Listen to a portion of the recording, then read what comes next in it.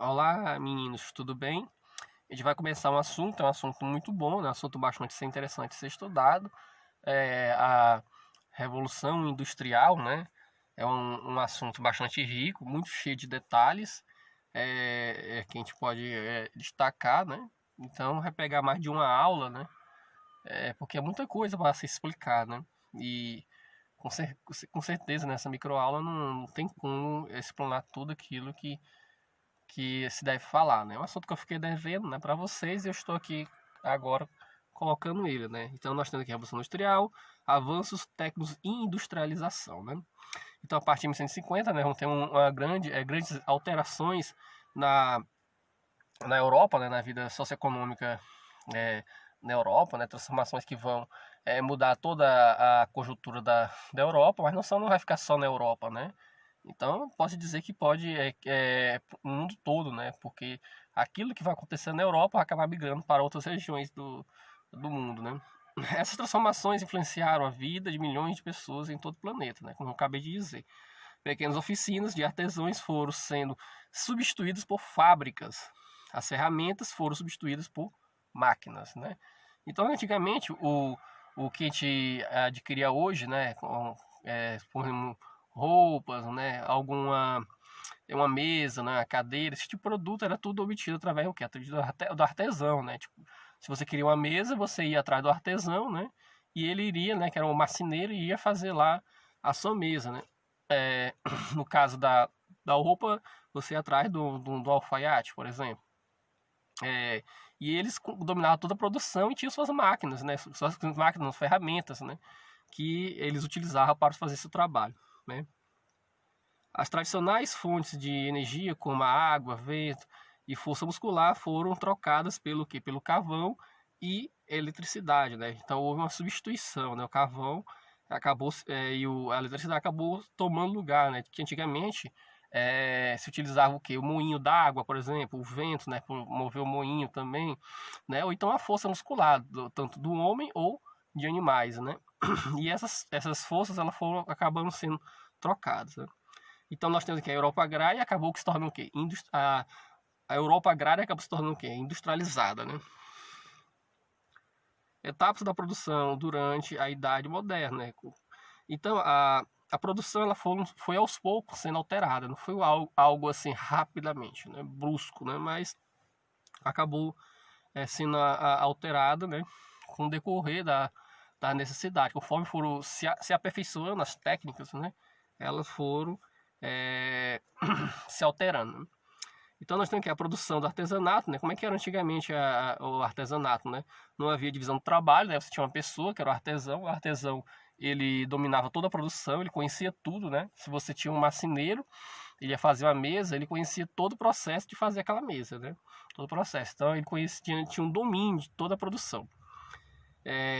E também ele tinha também o domínio o quê? Das ferramentas, né? Ele tinha as ferramentas de trabalho, no caso também. O produtor tinha pelo controle sobre as diversas etapas do trabalho, como eu acabei de falar, conhecia tudo. Ele era dono dos instrumentos de produção, né, que é a matéria-prima e a ferramenta que utilizava. Hoje em dia não, né? Você vai numa empresa, os instrumentos de produção são o quê? São da empresa, né? Então a ferramenta que você necessita fazer aquele produto, né, que você está trabalhando, é a empresa que oferece, como também a matéria-prima, né? No artesanato não, né? Se você era costureiro, né? É claro que você tinha o tecido para fazer a roupa, né? Como se você fosse marceneiro, você tinha madeira e por aí vai. Então a produção era o que? Realizada em oficina. Geralmente o cara tinha uma oficina, né? Na sua casa, né? Próximo da casa, né? E lá ele realizava os seus trabalhos, né? E a produção manufatureira, né? Nós temos aqui oficinas que não possuíam máquinas e sim um grande número de operários, né? Então geralmente o que acontecia, né? Para agilizar a produção, você pegava uma espécie de oficina gigantesca, né? Gigante, né? Cheia de galpão, como se fosse um galpão, né? E colocasse um cara de pessoas. E as pessoas iriam fazer os trabalhos lá. Assim era uma forma de que tentar agilizar a produção. Nós temos aqui a utilização de ferramentas, né? Nesse caso, as ferramentas já eram da empresa, né, que você estava trabalhando, e você tinha um gerente de produção, né? O gerente de produção ele ia coordenar toda a produção. E nesse caso você também tem a introdução da divisão do trabalho. Por quê? Porque se percebeu que quando você pega o trabalho, né, e divide, né, em várias etapas com pessoas diferentes, isso faz com que a produção se torne o quê? Mais ágil, né? Então a pessoa perdeu o domínio de toda a produção. Então você não tinha uma pessoa que conhecia toda a produção, como a gente falou no artesanato, né? O artesão ele conhecia toda a produção, ele sabia fazer tudo, né? No caso, né? No caso não, aqui você tinha pessoas que eram o quê? Tinha um trabalho específico, né? Que ela tinha que fazer. Então as tarefas eram divididas de forma radical, né? Criando que linha de operação, né? Você tinha linha de operação para cada área, né? E de montagem, né? Então você tinha uma pessoa que fazia isso, né? Como fosse você fazer um alfinete, né? Você tinha que ter o arame, né? Aí você tinha um que ia pegar o arame, aí tinha outro que vai desamassar o arame, tinha outro que ia fazer a cabeça e por aí vai, né? Aí outro ia fazer a ponta, tá entendendo? Então ia tudo bem separado. Então a produção é mecanizada, né? A produção mecanizada tem um quê? Já tem uma etapa diferente, né? Você tem aqui a introdução das máquinas, né? Várias máquinas vão ser o quê? Vão ser colocadas, né, nesse contexto, né, propriamente para agilizar a produção. Nós temos o que? O avanço técnico aliado, que é o avanço produtivo, né? Então a técnica se aliou que a produção, propriamente para agilizar, né, para agilizar a produção, deixar mais rápida possível, né? Porque o objetivo em si era obter lucro. Então, quanto mais você produzisse mais rapidamente você colocaria no mercado, em circulação, e mais rapidamente você lucraria, né? Venderia aquele produto. Então, a lógica era mais ou menos assim, né? Então, essa que era mais ou menos a lógica, né? E nós temos aqui a substituição de várias ferramentas, né? Do trabalho humano, né? Você tem, como se fosse substituição, você tem as máquinas, né? Então é claro que várias ferramentas que você utilizava, né? Elas vão acabar sendo o quê? Em desuso, porque você tem a máquina agora e a máquina vai substituir propriamente aquelas ferramentas que você ultimamente utilizava, você não necessita mais, né? E trabalho humano, no caso o quê? Porque muitas vezes uma máquina fazia o serviço por várias pessoas, né? Então aquela quantidade X que você precisava antes, não necessita mais, né? Você agora precisa de menos, né? Por quê? Você tem as máquinas, né? Se você for olhar no livro de vocês, né? Aqui, no livro de vocês aqui, a partir da página, né? Eu tirei aqui uma frente para vocês observarem aqui. Deixa eu ver aqui da parte da página. É do capítulo 3, né? Aqui da página 31, né? Aí você vai ver essa imagem aí, né? Que essa imagem, na verdade, é de um filme, né? Do filme Olive Twist, né? Que retrata isso aí também, tem da Revolução Industrial, da utilização de trabalho infantil, né? Deixava crianças para trabalhar nas fábricas, né? Que é contando a história que demonstra isso daí, né? Então, nós temos também nesse período da questão das fábricas a utilização do trabalho de criança, também do trabalho da mulher, né? Até porque era muito mais barato, né? Muito mais barato que o trabalho do homem mesmo, né? E aqui nós temos a questão nós temos aqui já que um retrato, né? Do questão da manufatura, né? Como é que era, né? Que é aqui a obra das Fiadeiras, né, do pintor espanhol Diogo Vaz, né, representam uma manufatura em que vem as mulheres produzindo tapetes, né, que cada uma faz uma tarefa, né, então isso representa essa imagem, né, que seria a representação de uma manufatura, né, que a gente já viu que tudo era feito à mão, aí você tem as fiadeiras e cada uma fazendo uma parte da sua atividade, né.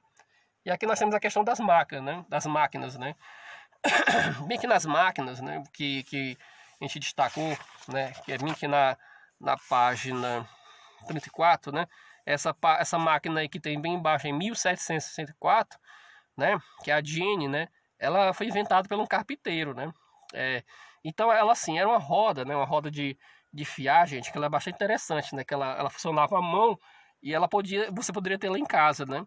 Então ela produziu o quê? 8 fios ao mesmo tempo, né? Então ela agilizava o processo, né? Então a Jenny, na verdade, era uma roda de fiada. Então você fazia 8 fios ao mesmo tempo e isso pegava, como diz assim, agilizava o processo, né? Bem que é onde você tem, em 1765, né, você tem James Watt, né, que ele vai estudando o quê? Ele vai estudar melhor para tentar aperfeiçoar a máquina a vapor, né, a partir de 1765. Então isso é uma grande inovação. A máquina a vapor é uma grande inovação porque ela vai substituir totalmente a força, né, que é gerada pelo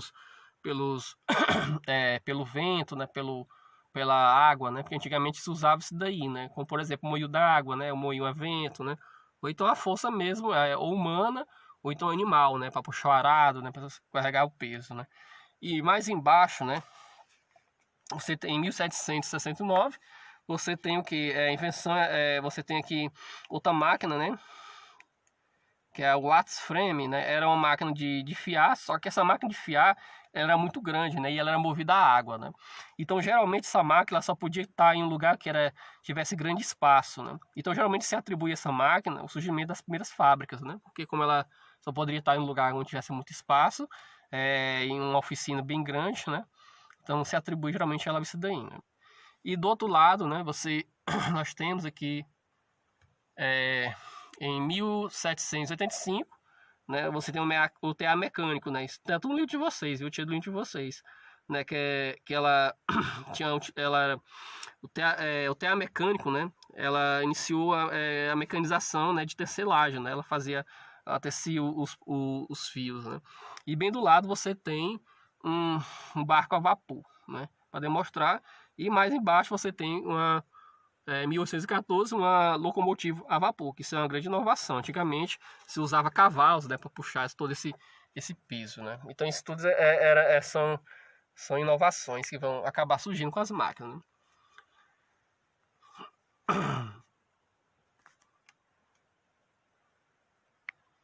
Então, continuando aqui, gente, nós temos aqui o controle do capitalismo, né, com relação, quer dizer, bem aqui, que eu passei aqui um pouco, peraí.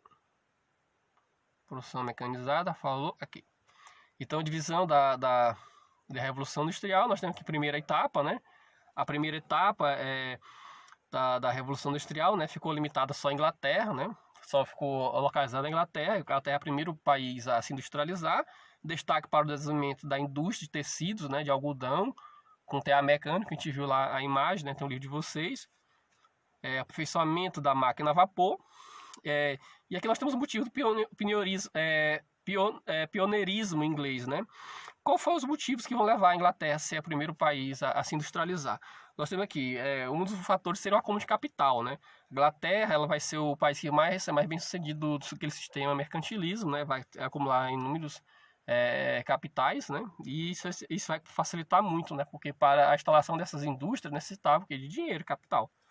Então tinha mais importante zona de livre comércio da Europa, né? Aí era um fator, né?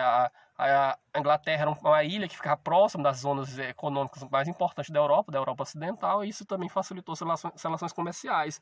A burguesia tinha um papel importante na vida econômica, desde a Revolução Gloriosa. Então, como a burguesia tinha um papel bastante importante no ditame da economia, também isso vai influenciar. A Inglaterra contava com um sistema de créditos, né? Olha só, a Inglaterra tinha um sistema de crédito, um banco que fazia empréstimo, tudo isso também vai ajudar muito, né? Um sistema de crédito e financiamento, e isso vai ajudar muito para, provavelmente, a instalação das indústrias, né? Então, nós temos a expansão do comércio marítimo, né? Isso vai contar com a mais poderosa frota naval do mundo, né? A Inglaterra possuía nesse tempo, né? Então, dominava, né, a questão marítima também, comércio marítimo. Nós temos o controle capitalista do campo, né? A burguesia tinha boa parte das terras e ela vai começar a utilizar essas terras de forma capitalista, né? Criação para a produção de lã, provavelmente para produzir tecidos, né? Melhoria nos métodos de produção, né? Da produtividade. Isso também vai causar o quê? A expulsão de vários camponeses do campo, né? E eles vão acabar migrando indo para as cidades, né? E trabalhando o quê? Trabalhando propriamente nas indústrias, né? Que estão se abrindo. Então nós temos crescimento populacional, né? Aumento da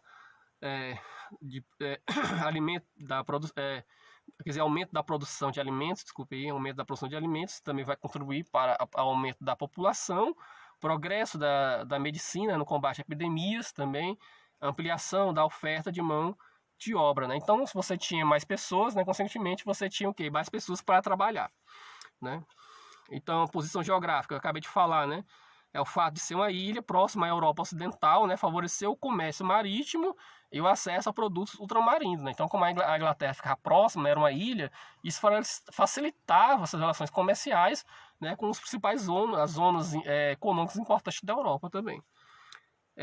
Fonte de energias, né? A Inglaterra possui o quê? Possuía grandes jazidas de carvão, né? A gente viu que as primeiras máquinas eram o quê? Eram movidas a vapor. Então a Inglaterra tinha muitas grandes jazidas de carvão e isso vai somente facilitar, provavelmente, né? Quer dizer, você tem um carvão provavelmente com matéria, né? Para combustível, né? Vamos dizer assim, dessas máquinas, isso vai ajudar também bastante, né? Então ficarem por enquanto por aqui, depois a gente continua.